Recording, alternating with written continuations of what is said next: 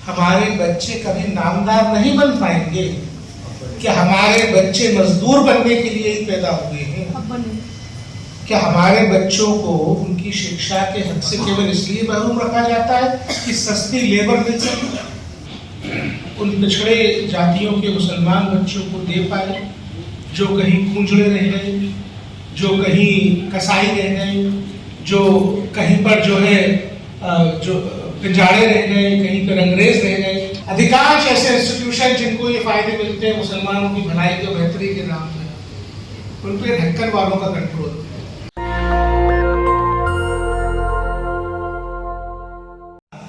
हमारे बच्चे कभी नामदार नहीं बन पाएंगे कि हमारे बच्चे मजदूर बनने के लिए ही पैदा हुए हैं।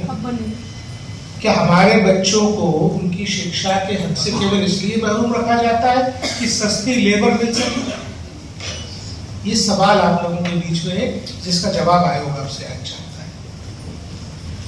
जो बच्चे खासतौर पे कबाड़ियों के साथ इन्वॉल्व, ये भी एक ज्वलंत, मैं आपके साथ आप सबके सामने वो सच्चाइयां रख रहा हूं जिनमें मेरा सिर शर्म से झुक जाता है।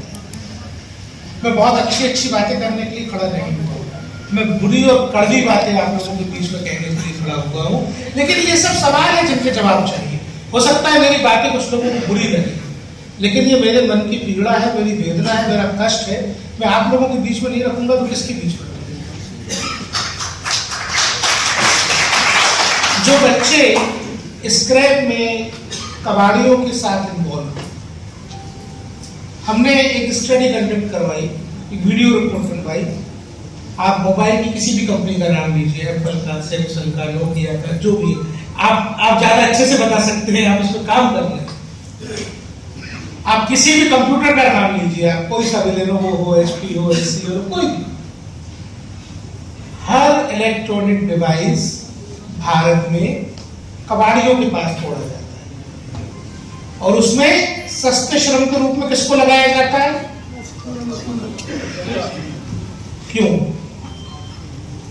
क्यों हमारे बच्चे का मुस्तकबिल हम ये तय कर देते हैं कि लेड और क्रोमियम जैसी घातक धातुओं को निकालते उसका जीवन ही 30-35 साल का हो जाएगा।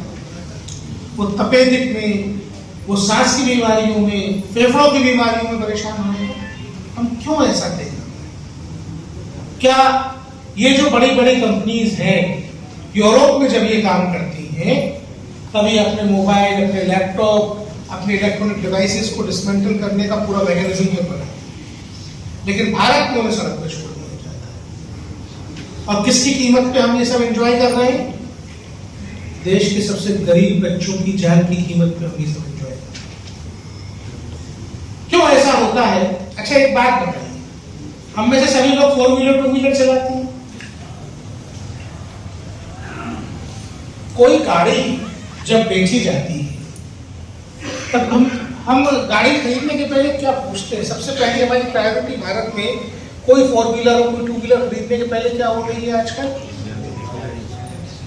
एवरेज, इंजन और गाड़ी के 1 साल बाद के लिए, 2 साल 3 साल बाद के लिए हम क्या सोचते हैं? Service, resale value. हम ये सोचते हैं कि जिसके पार्ट सबसे सस्ते मिल जाए, जिसका मैकेनिक हमको हर जगह अवेलेबल मिल जाए, हम वो गाड़ी खरीदें। क्या हम सोचते हैं ऐसा?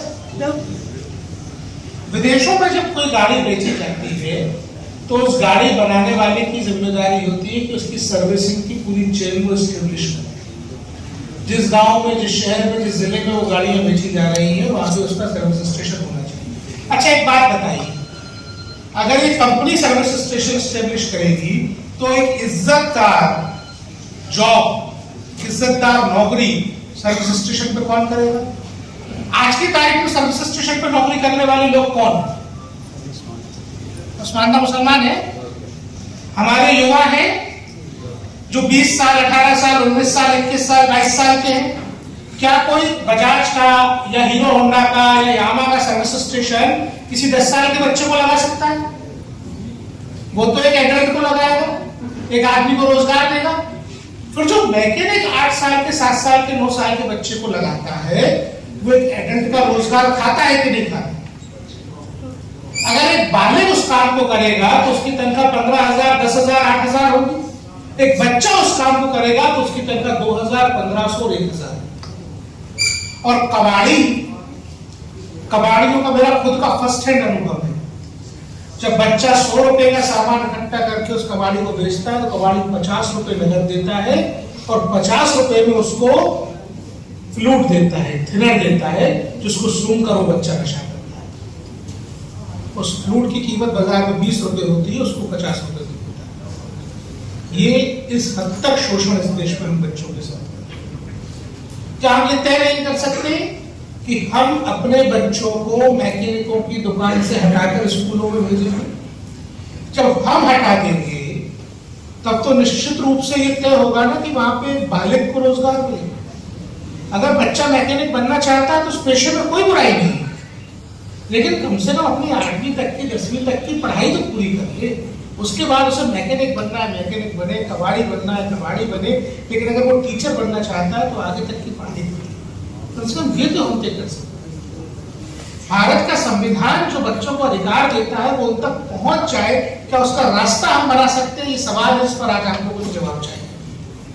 साथियों, पूरी दुनिया में, आखिर में बस एक बात आपसे कहूँ, पूरी दुनिया में जब इस्लाम का इंसेप्शन हुआ, मेरी छोटी सी समझ में जो बात आई वो ये आई कि अलग अलग कबीलों में जो अलग अलग भेदभाव थे, उस भेदभाव को खत्म करने के लिए इस्लाम ने एक बड़ी बात छोड़ी। गैर बराबरी को खत्म करके सबको एक सफ में खड़े करने के लिए जो धर्म है वो इस्लाम है।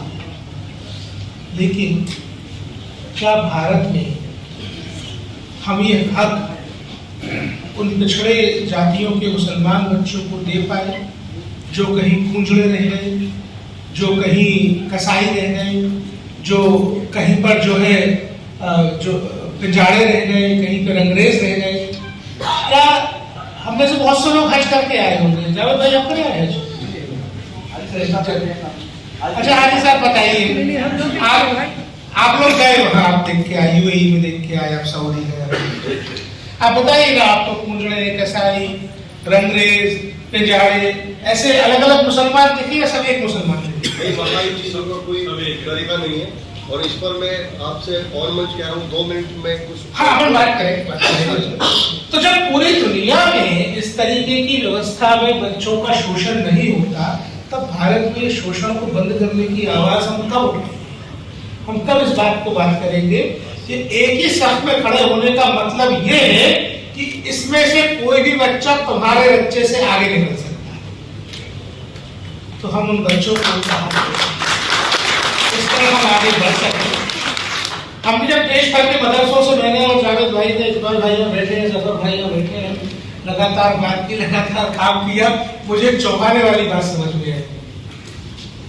वो ये कि ये व्यवस्था ऐसी है, पैन है इसमें, तो ये कुल मुसलमान है, इनमें से ये पसमानदा है, और ये ऊपर ढक्कन लग गया उनका जिनका नाम नहीं है। तो ये हमारी पूरी ताकत को एक ढक्कन लगा के रोक रहा है। और ढक्कन इस कदर काम कर रहा है कि देश के अधिकांश मदरसों का, अधिकांश इदारों का, अधिकांश ऐसे इंस्टीट्यूशन जिनको ये फायदे मिलते हैं मुसलमानों की भलाई और बेहतरी के नाम पे, उन पे ढक्कन वालों का कंट्रोल, और जिनको कंट्रोल कर रहा है वो ये पूरी की पूरी कलम। इस कलम से इस ढक्कन को हटाने के रास्ते क्या होंगे उस बारे में हम आज बात करेंगे। तो उम्मीद करता हूँ कि सब एक एक 2-2 मिनट बोलेंगे, सबकी बात हम समाहित कर पाए और भारत सरकार को एक हमको बच्चों की तालीम, बच्चों के अधिकारों के संरक्षण के लिहाज से, उनके हक और हुकूक को महफूज रखने के लिहाज से क्या क्या करना है, हम सरकार को एक वे फॉरवर्ड दे सके। आज मैं एक और ऐलान आप लोगों के बीच में करना चाहूंगा। मुझे बड़ी खुशी इस बात की है कि राष्ट्रीय पसमानदा मुस्लिम मंच का और राष्ट्रीय बाल अधिकार संरक्षण आयोग का एक MOU हम लोग आज साइन करने वाले हैं। ये MOU इस बात के लिए होगा कि हम में से हर एक इन बच्चों की आवाज कमीशन तक पहुंचा सके। कि जीरो टॉलरेंस की पॉलिसी के साथ उस हर शिकायत का निराकरण तत्काल किया जाए जो इस एमओयू के अधीन आने वाले पसमानदा समाज के लोग हम तक पहुंचाते हैं, या कहीं से भी दूर से भी किसी भी तरीके से अगर पसमानदा मुस्लिम बच्चों को देश की मुख्य धारा में लाने के लिए कोई विषय कोई समस्या आती है, आप लोग कहीं कोई वर्कशॉप करते हैं, आप लोग कहीं कोई मूवमेंट ऑर्गेनाइज करते हैं, तो जो टेक्निकल सपोर्ट आपको चाहिए वो हम उपलब्ध कराएंगे आपको।